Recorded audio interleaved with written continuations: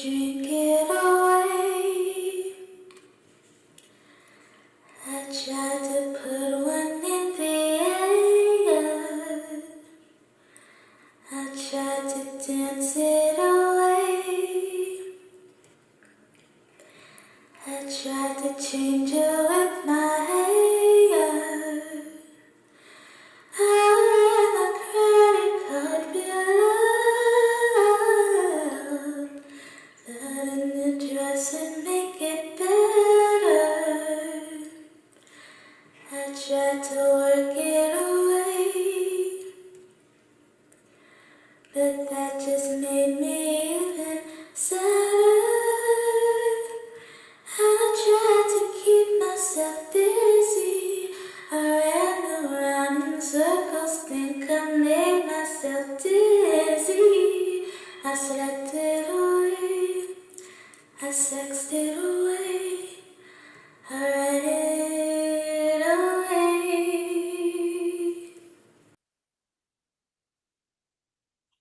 Welcome to Get Out of Dodge. Once again, this is Chrissy B.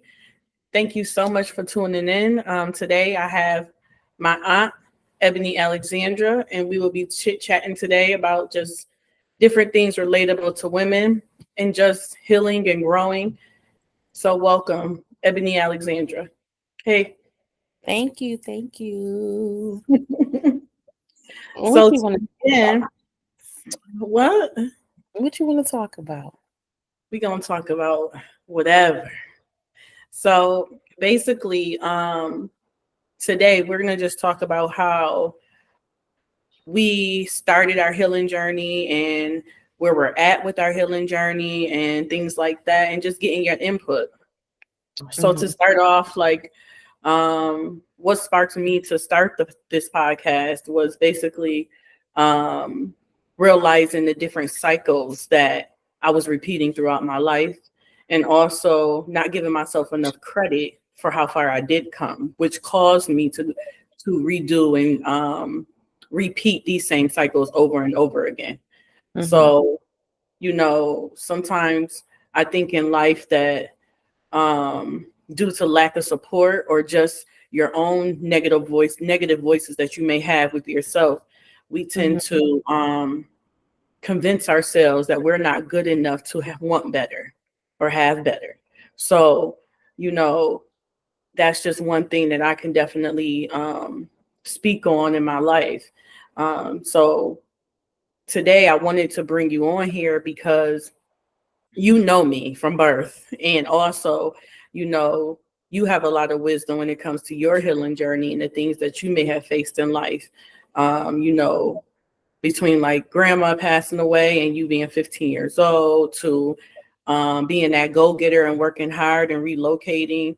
So, there's a lot of different aspects that I know for me that I looked up to you because it was just empowering to see someone literally a rose growing from concrete. So, what do you think like sparked your desire to want to start changing? My desire to want to start changing. Honestly, just tired. Just tired of, like you said earlier, repeating the same cycles. Feeling like I'm in a merry-go-round, not getting off. Just getting older in age, but like still stuck in that little trauma-filled little girl. You Right. mentioned like my mom dying when I was 15 years old. I still felt like I was just that little girl that was still just traumatized and hurt and angry and just upset, and not being able to like grow up from her, and just literally tired of making the same mistakes in my life. Um Literally just tired. And you know I feel like I've always been like wiser than my time, or just because of the fact that I was that little girl that had siblings that were like twice my age. My mom had me when she was 44, so Essentially I had an old mother. And so my aunts and uncles, they were all older in 50s and 60s. And, I'm 15 years old. So I've always been around older people. And so I've always felt wise. So it was like, I always knew that like some of the choices I was making and the things I was doing wasn't right, but I was stuck because of everything I had been through and everything I had experienced. And I just got tired of it. Like, just got tired of doing the same old thing. Got tired of, calling out for help, calling out to God for help. Like, I still do. We still all do. That's never ending. But tired of being in that same place. Exactly. So I can definitely relate with that. It's like once you have to heal the child in you in order to really feel free. Right. One thing that I can relate with is just like it's the same type of people, different faces, different bodies, different times in our life, but it's literally the same person, the same spirit, the same characteristics, the same whatever that we continue to face over and over and over again, really expecting something different. But because we're in the midst of it, we don't even recognize the pattern. We don't even recognize that it's because same person. Yeah, not to cut you off, but you picking the same place and you picking the same people and you picking the same energy because you're the same person. You haven't changed. So how can you pick differently? How are you going to pick differently when you're still that, hurt little person or that anger filled person, that unhealed person? You can't pick differently. You're gonna get what you are. So Exactly. if you're damaged, if you're unhealed, if you haven't worked on yourself, that's what you're going to attract. You're not going to attract the light in other people and other things when you're putting out darkness. Light attract light. Mm-hmm. So and that was another thing for me too. I feel like I kept attracting the same energy, the same people. Over, right? And it's because I was the same. And being a go-getter and being, motivated and being the type of person that want things, good things in life doesn't mean that you don't have things on your back that are weighing you down. Those are just different facets to you. You could be the most driven person in the world. You could be, the person that's making millions and millions of dollars and so successful, but there's still, if you haven't worked on your inner you, that person that you have to go home with that night and really face and deal, that don't even matter. Because it's always like something missing. Mm-hmm. It's always like something is not in place. And I think that society paints this picture that if you're successful, if you retain things, anything of monetary value, that's where happiness comes from, that's where healing comes from, and that has nothing to do with it at all. If anything, that creates a facade, or they put on this persona as if they have to be perfect, and perfection is an illusion because no one's perfect, and it deflects from you really getting to your true self because you're too busy putting on a show, so like I know for me, like that was something that stemmed from people pleasing, where I felt like I had to put on a show just to make everybody else happy when I was struggling myself. I was suffering myself because I'm trying to pour from an empty cup that I don't even realize is empty because I haven't even tapped into myself. So it's like, I think what's very monumental about Get Out of Dodge and just my healing journey in itself is that as you start to heal, you start to see things differently. The things that you were attracted to or you wanted to do, you no longer want to deal with. So it's definitely an eye opener. And once your eyes are open, you can't go back because now you see things for exactly what it is. And so another question is, when did God finally come into your life? When did you know that, okay, this is God speaking to me? What situation or experience that you knew for sure that God was saying, you need to come back home, you need to come back to me? I think the first, I'm gonna say this. Like, I've always had a relationship with God. Now, did I listen? That's a different thing. When He would speak to me, I feel like He's always been in my ear. He's always been the voice of reason and direction in my life. But I'm the type of person that likes to be in control of everything. So, like, I may have heard Him talk to me. I did hear Him talk to me. I did hear Him tell me certain things. And it was just like, if it wasn't what I wanted, you know, I would reason with it and make my choices off of my desires, not His desires for me. So I'm gonna start there. That I always knew that, I've always had a relationship with God. Now, did I foster that relationship? No.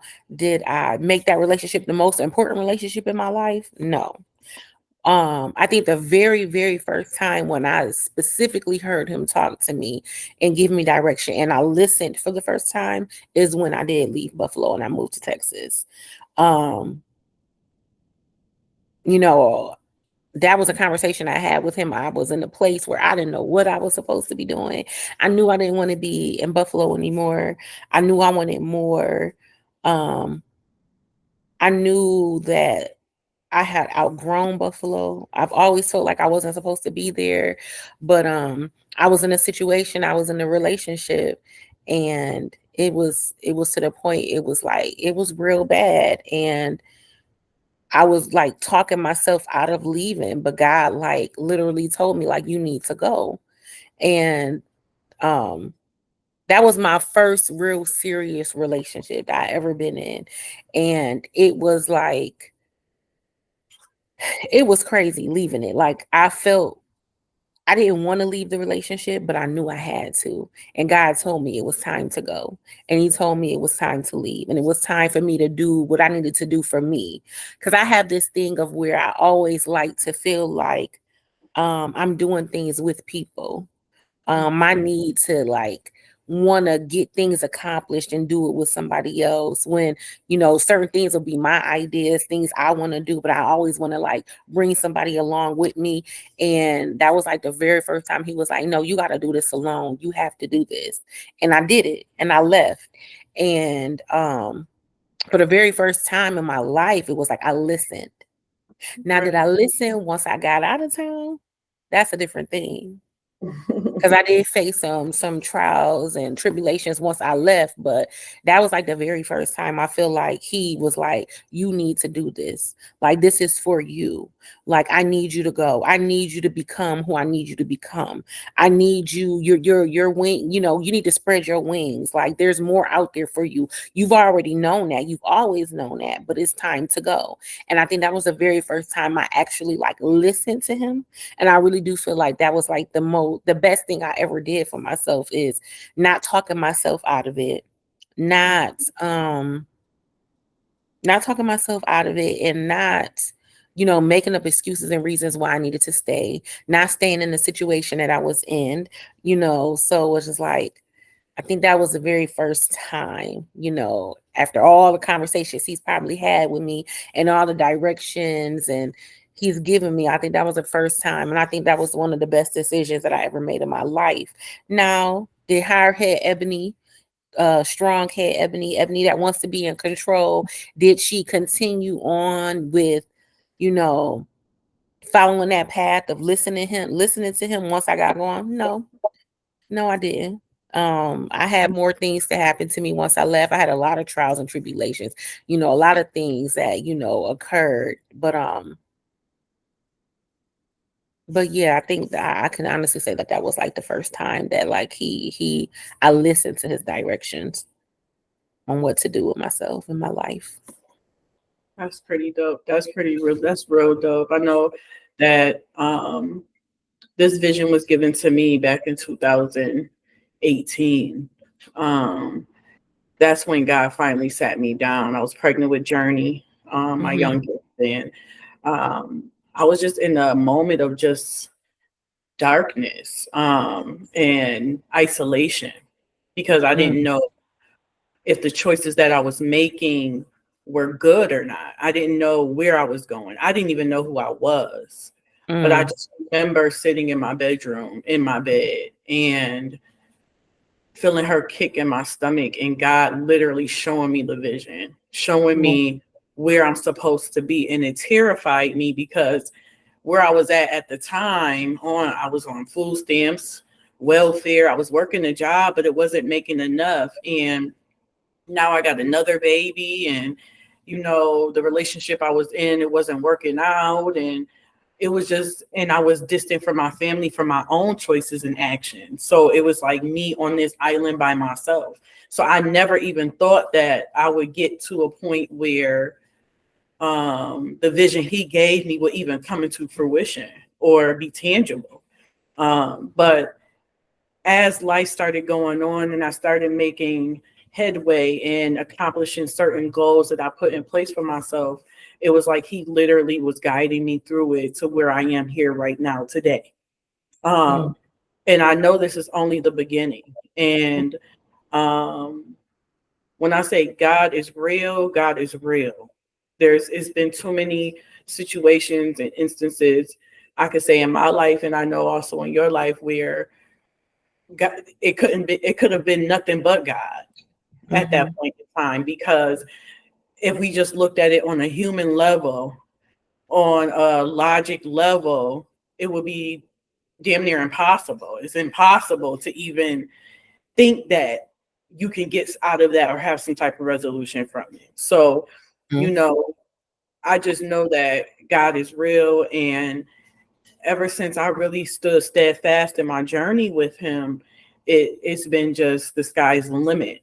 And I'm just so grateful and so blessed, because from Christy from back in the day to Christy now, I'm two totally different people. And I still have more to go. I agree. I agree. And if anybody know, and that's just giving a little background from you running out of houses, coming to get me, from me disappearing, from me being strung out, from me being poor, from me not having anything. But you guys had to give me that tough love to get me where I am today. And I can say just for a moment here is that I thank you, because you're not just my aunt, but you're like my sister, my oldest sister. And you've always had my back, even when I didn't want you to. And you always was that motherly figure when my mother couldn't do it no more. So I appreciate you for that. And I love you for that so much, because it really takes a village. It really takes a village for each and every one of us to conquer our goals. And I understand that sense of community where you do want to bring people together and do stuff together and things like that. But sometimes God is saying that time will come, but right now it's on your own. So that's real. That's real. So, so as you started going on your journey, and and you started making certain moves and relocating and things like that, how did that impact your relationships? Not just maybe your like relationship as far as like boyfriend or whatever the case may be, but also like your friendships, your relationships with family. How did that impact that? Oh, huge impact. So just to be a little transparent in my personality and how I act or how I am, I'm the type of person, like, when I'm going through stuff and I have stuff going on, I isolate. I already feel like I could solve everybody else's problems, and I got the answer for everybody else's problems. And I'm your leaning ear. I'm your ear I lend you my ear. I'm gonna have your back. I'm gonna give you solutions. I'm gonna help you figure it out. But when it comes to me and my situations and what I have going on, I have like 1 to 2 people that I might go to. But for the most part, I isolate. And I try to figure out my problems on my own. And that's really not a good thing. I realized that lately, because in doing that, I did a lot of the friendships that I had prior to me leaving Buffalo, a lot of my friendships did suffer because, like I said, when I did move out of town, everything wasn't peachy and cream. And there were periods in my life where I was trying to figure things out and I did isolate. And in doing that, when you move away and then you isolate yourself and you're not even around and you're even more isolated because you're not picking up that phone and you're not calling people and you're not keeping in touch, relationships become strained. And I get that now in the midst of things. It's just like I'm focused on me, I'm focused on what I gotta do. But other people's feelings matter. So there are a lot of relationship and friendships that, didn't last the test of time, but I'm thankful for the time I did have with those people and those relationships. And it's just I'm learning from that. I'm learning, you know, not to separate myself, not to isolate. That if I have something going on, at least give people the decency to be like, hey, I have something going on right now. It might not be a good time for me to, be talking to you every day and conversing and going through the day to day with you, but I'm gonna get back with you. I'm learning that. I'm getting better at that. I know that is definitely one of my downfalls or bad sides of being in relationships with people. I isolate like a mother. Like I'm out of there. Like shit not going right. I might not pick up that phone for 3 months. And people like, what the hell going on with you? I'm like, I had shit going on. Like, I was trying to figure out for myself. But I'm definitely getting better with that. As far as like family and stuff, I was just talking to myself earlier because I like to talk to myself. I think everybody talk to themselves, but I was having a conversation with right, everybody. I think everybody do. I'm not the only person. But I was having a conversation with myself earlier, and I was just thinking about like my relationships with my family. And when I say family, I mean like siblings. And because I am the youngest of nine, there are nine of us, there are eight living, seven that are in contact with one another out of the nine. Um, and like I said, I'm the youngest. And so I've always wanted this, like, and that I've always wanted this family that, like, we stuck together. We're together. We're one big happy family. And, I was always, my whole entire life was the one reaching out and trying to make sure everybody gets together, everybody's getting along. And of course, is always a situation when, my siblings weren't getting along or have their issues for whatever reason. And like I said, I will always be the one trying to bring everyone together. And I was thinking about that earlier, and I didn't realize, I realized that my siblings weren't together because of things from their past that have been weighing on them, that they have not gotten over, that have still been that's a part of their trauma. And how I've always like I didn't understand that. I think I'm getting it now. And when I was having this conversation with myself, and I kind of had a conversation with one of my sisters too, and I just was talking to her about the fact that I'm in a place in my life right now where I realize that your trauma, you're either gonna grow from your trauma, you're going to face it, you're gonna work through it, and allow yourself to live a life trauma free, release yourself from that trauma that you can't do nothing about. All those things in your past that you either had or had no control over.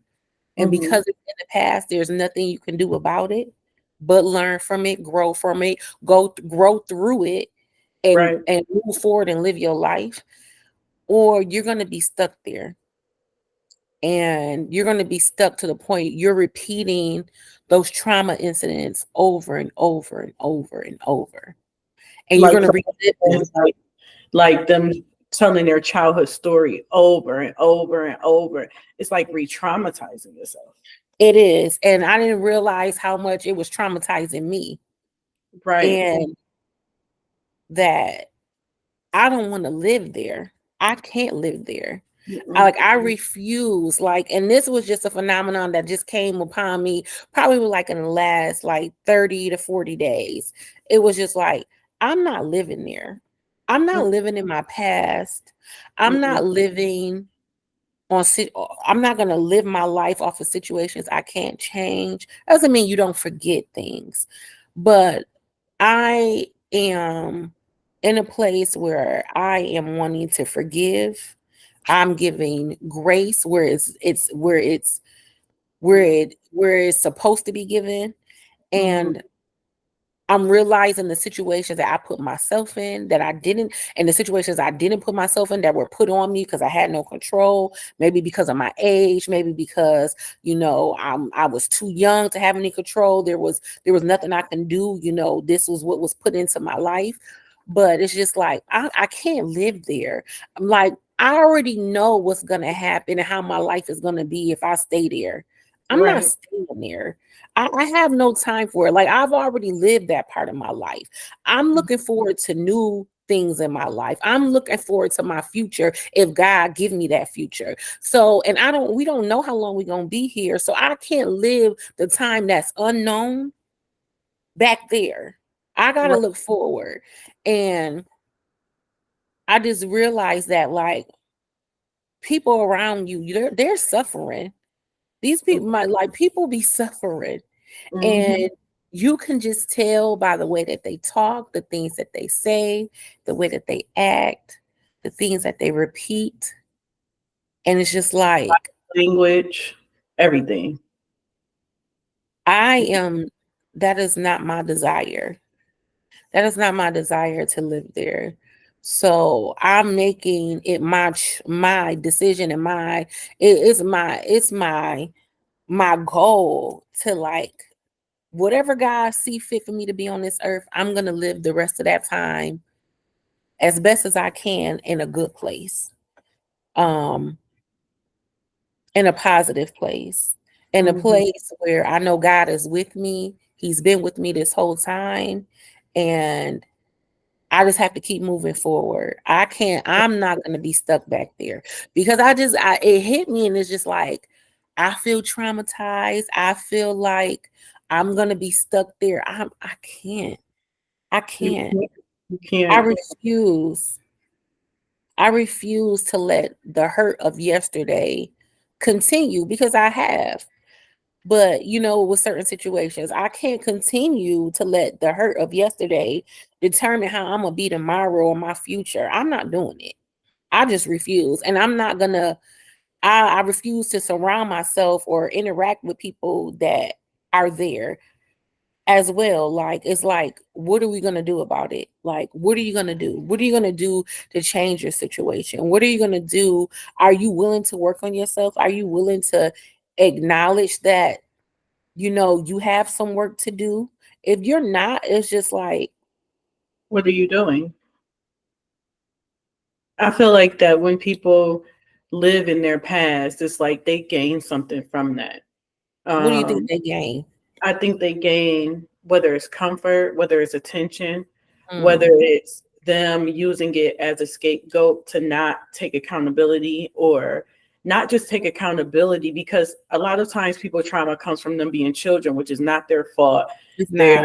They're in a very vulnerable state, and they're small. They're not able to fight themselves off, or whatever the case may be, or protect themselves. And I understand that fully, but at some point in your life, there is a level of accountability that you have to take. And that accountability is basically saying, like, okay, yes, this happened to me. This Hmm. traumatized me. This Hmm. changed my mindset, or it made me look at things in a different way. Yes. But I'm still here. I'm still present. I'm still breathing. I'm still here. So Hmm. it's like at some point you have to take that accountability and say, okay, no more. Because Right. what is And happening is, if you don't stop that, then you're repeating history, whether it's with your children, grandchildren, whoever you end up interacting with the most.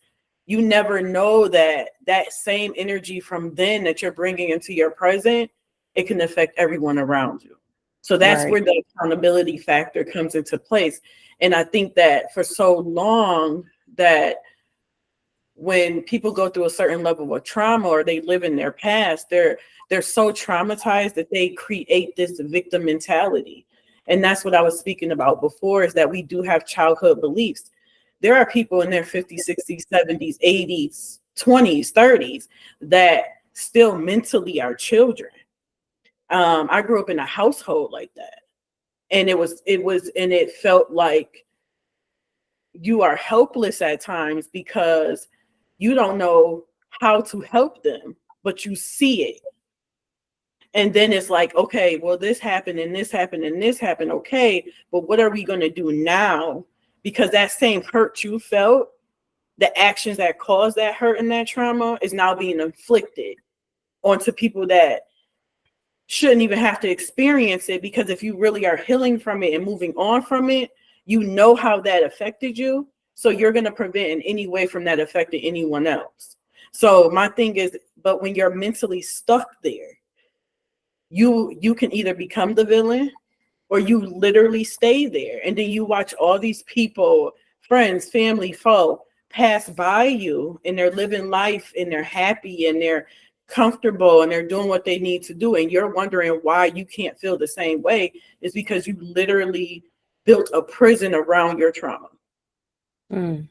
And then you use it as almost like a weapon when you may make a mistake or cause harm yourself or cause infliction yourself.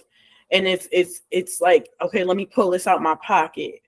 So I did this because this happened to me. And that's no longer an excuse anymore. And that's another thing as far as like my journey, is that I'm not living in the past anymore. I'm not allowing that to affect my future. I did that for 20 plus years. Why would I continue doing that now? Like, Mhm.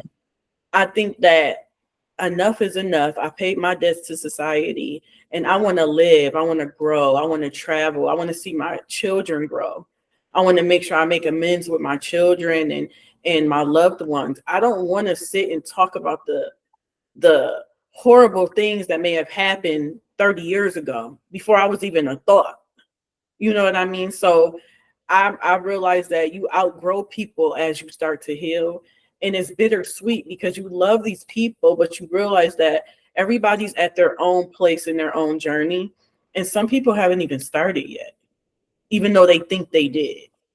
But when Mhm. you start to look from the outside looking in, you realize that there are a lot of people out here hurting and suffering Mhm. in silence or outlandishly. But there are a lot of people out here suffering. And Yeah, some don't even realize they are, Mm. so I um, agree. one thing that with Get Out of Dodge is that this is a movement, and it's a movement of healing, growing, building a positive, healthy community, traveling, experience life, living in the moment, and understand and giving yourself credit and those around you that how far you have come, even if you haven't accomplished everything. Or and healing is not, okay, we're gonna go through this phase for a few years and that's it. No, it's continuous. It's forever. It's forever ongoing. Right. You never just, I was having a conversation with my girlfriend about this. Like, healing is a journey. You're not going to wake up and be healed tomorrow. Like, it doesn't work like that. You're forever a work in progress. And Right. when you realize that, life is so much easier, that you just continuously work on yourself to be better, to do better, to be Mhm. good to people, to be good to yourself, to learn from your mistakes, not make the same mistakes, Over and um, to be kind to yourself, to be kind and gentle with yourself. That is very important. I think a lot of people are hard on themselves. A lot of people don't, like you said earlier, don't realize how far they have come. And hmm just to realize, to wake up every day and to keep pushing forward, and to want to do something better with yourself, like,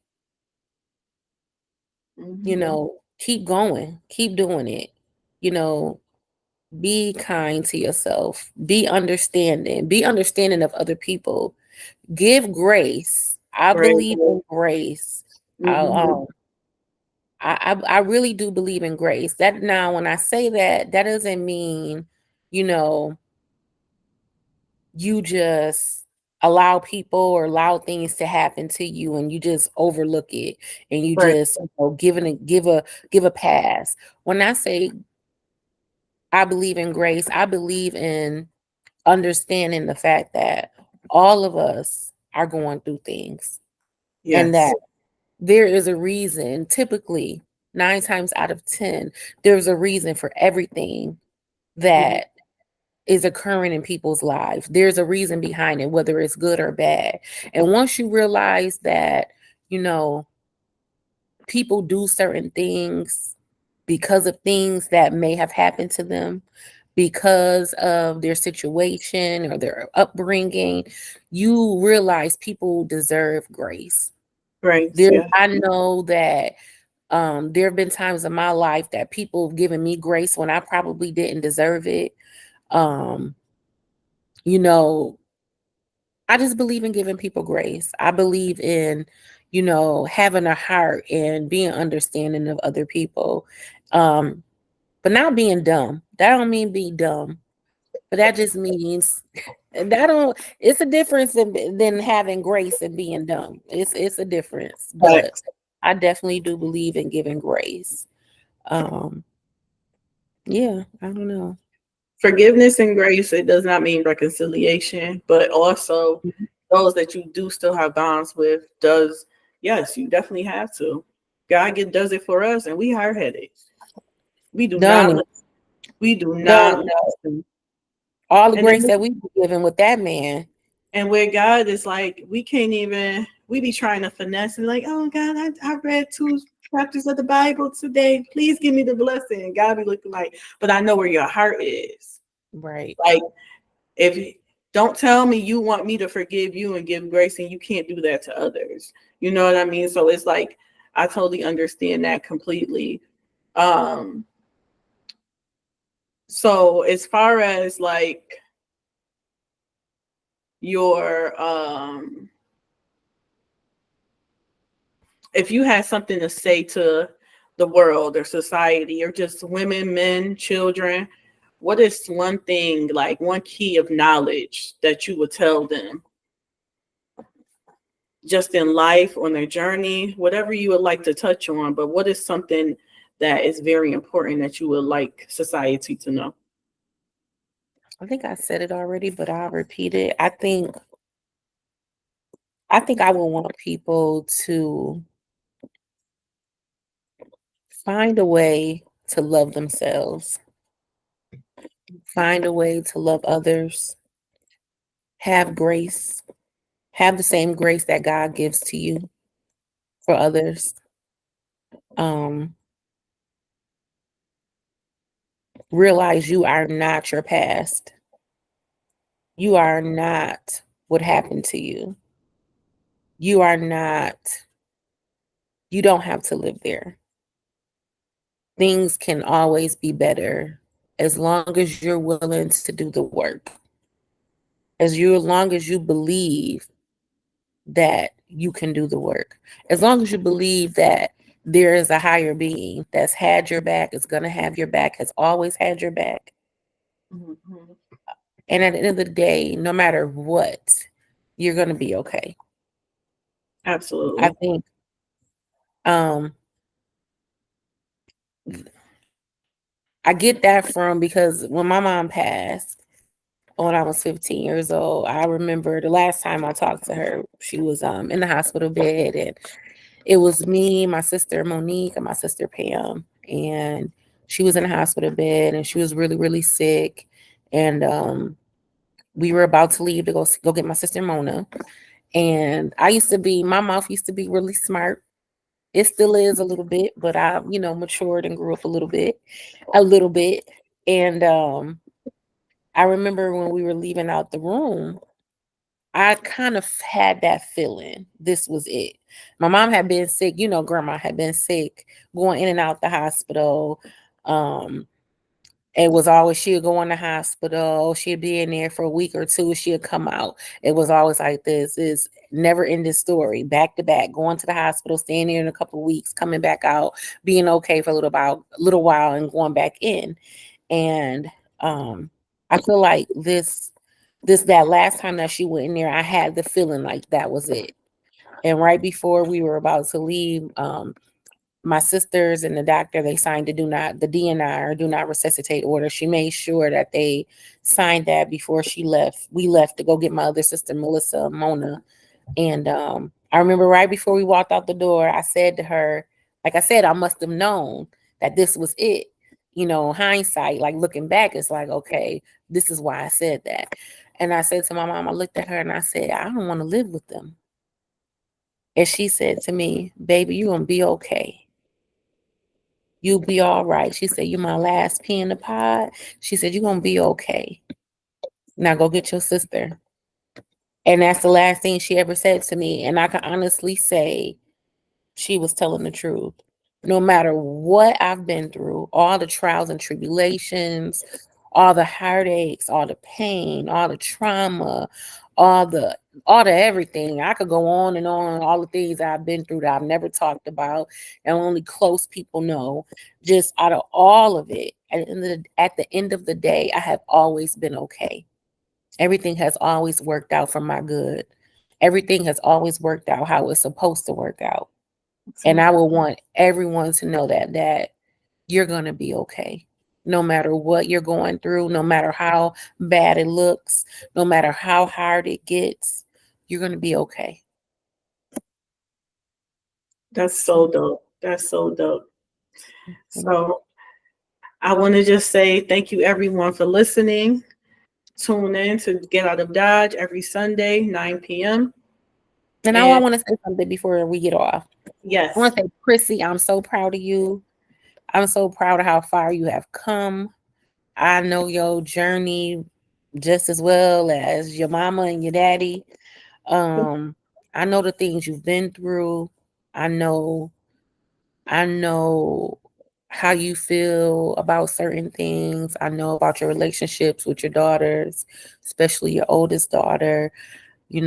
Just to see you turn around like this is so, like, I'm so proud of you. I know how tough, how rough it got for you. I love the fact that you are doing this, that this is a part of your journey, that not only are you like healing yourself through this process, but you're helping others heal. You're helping others. You're giving other people an escape. You're giving other people a way to confront the things that they're going through.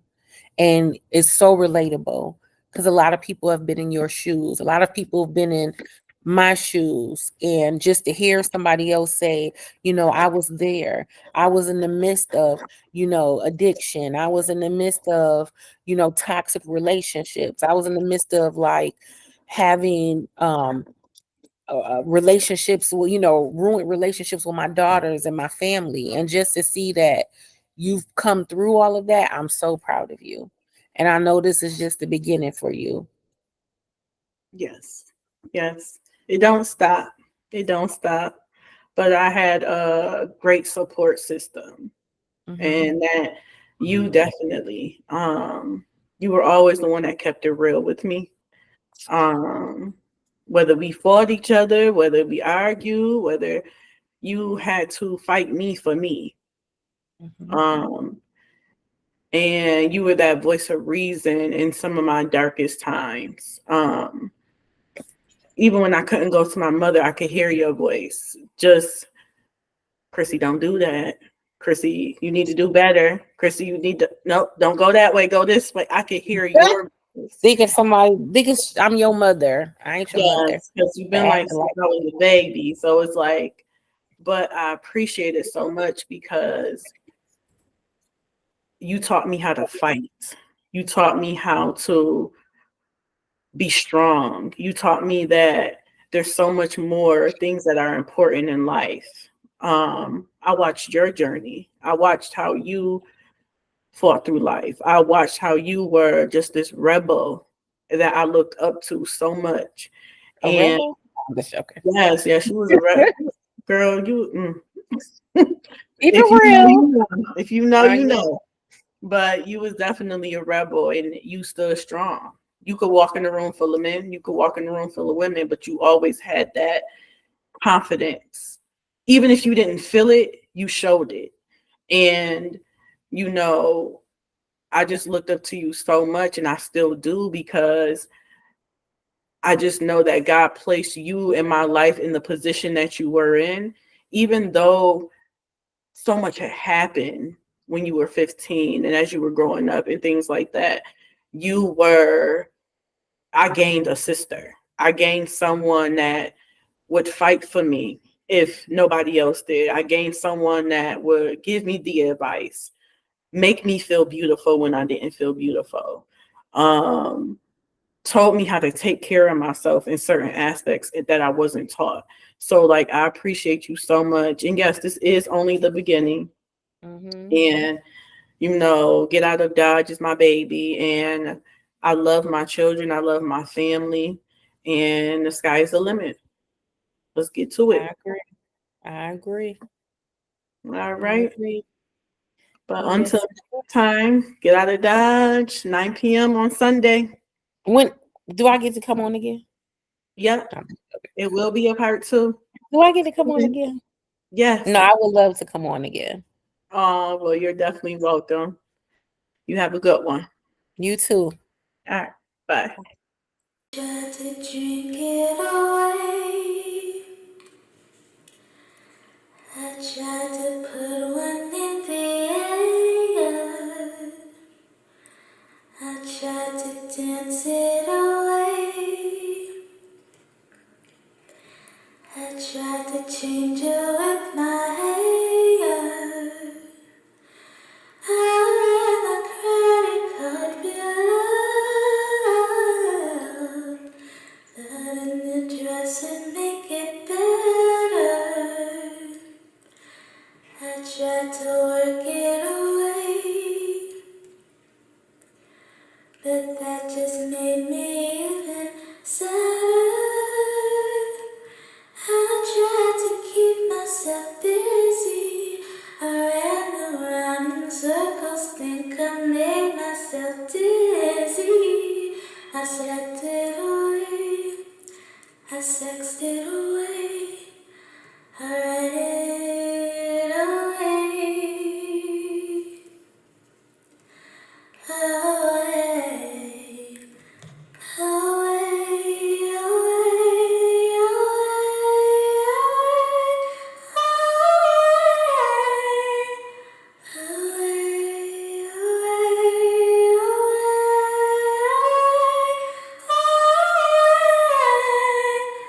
let it fly, cranes in the sky. Sometimes I don't wanna feel those metal clouds. Yeah, it's like cranes in the sky. Sometimes I don't wanna feel those metal clouds.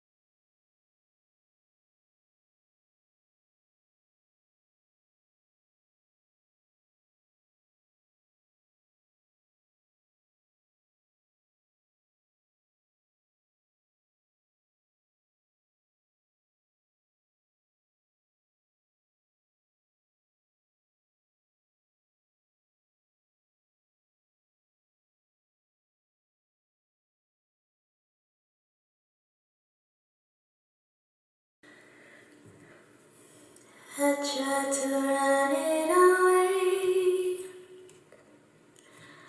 but then my head be feeling clearer. I traveled 70 states. That moving around made me feel better. I tried to let go my lover.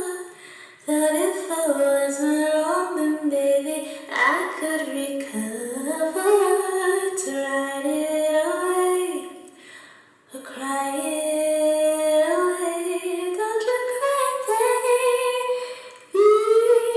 away. Away, away,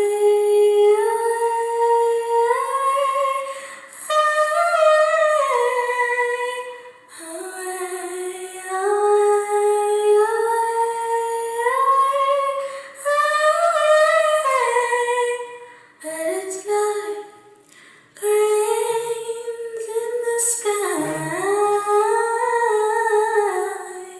Sometimes I wanna feel those little clouds. Yeah, it's not